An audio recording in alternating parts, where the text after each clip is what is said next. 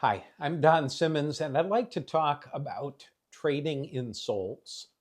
There's a haunting phrase in Scripture that describes the fall of Babylon, the symbol of humanity's most corrupt economic systems.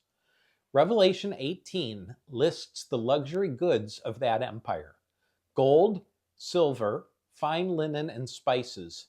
Then comes the final line, and slaves, that is, human souls. Revelation 8:13, English Standard Version. The single phrase exposes the darkest side of commerce, when profit outweighs personhood and the image of God becomes just another line item in a ledger. Babylon fell not just for greed, but for trafficking in what God calls sacred human life. Sadly, trading in souls didn't end in the ancient world. It continues today, not always with chains, but through debt, exploitation, and invisible bondage. One of the most heartbreaking examples is the brick kiln industry, where modern day slavery still traps entire families, including women and children, in bonded labor. Impoverished workers take small cash advances, called peshkis, often for a medical emergency or a wedding, but those debts are designed never to be repaid. Owners falsify records, inflate interest, and pass the debt from parents to children. Many are born into bondage, spending their entire lives in scorching heat, molding bricks by hand for 12 to 16 hours a day, without wages, without rights, and without hope. The conditions are brutal. Temperatures exceed 2,000 degrees Fahrenheit. Children as young as 5 breathe toxic dust.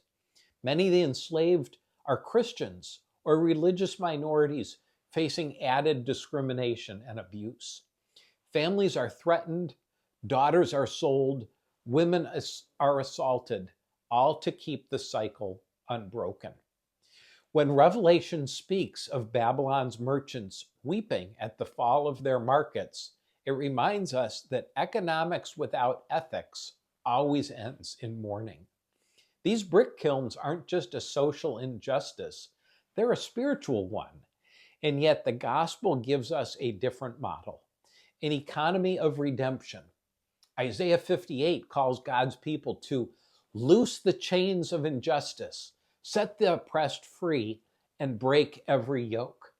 Isaiah 58, verse 6. Steward investors have the privilege of doing just that, to reimagine capital as a tool for freedom, not oppression.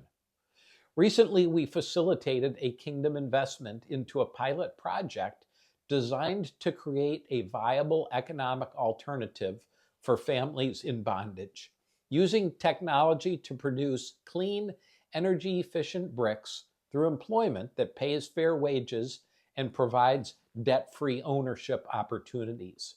It's small, but it's sacred.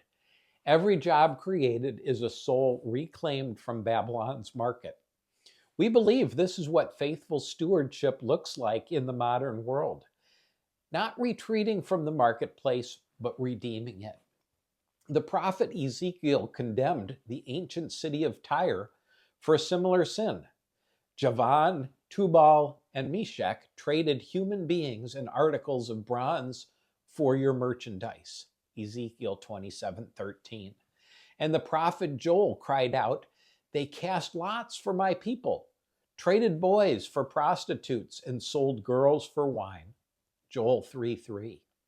God's anger in those verses isn't about economics, it's about desecration. When the market devours people, it defiles its creator. But when capital restores dignity, it becomes worship. In every age, the choice remains the same: Babylon or the New Jerusalem. One trades in souls, the other invests in redemption. The world still trades in souls, but a steward investor redeems the trade, transforming capital into compassion and profit into people's nourishing. Or as Jesus said, "What good is it for someone to gain the whole world yet forfeit their soul. Mark 8:36. Let's make sure our portfolios never forget the difference. If you like this video, pass it on to a friend.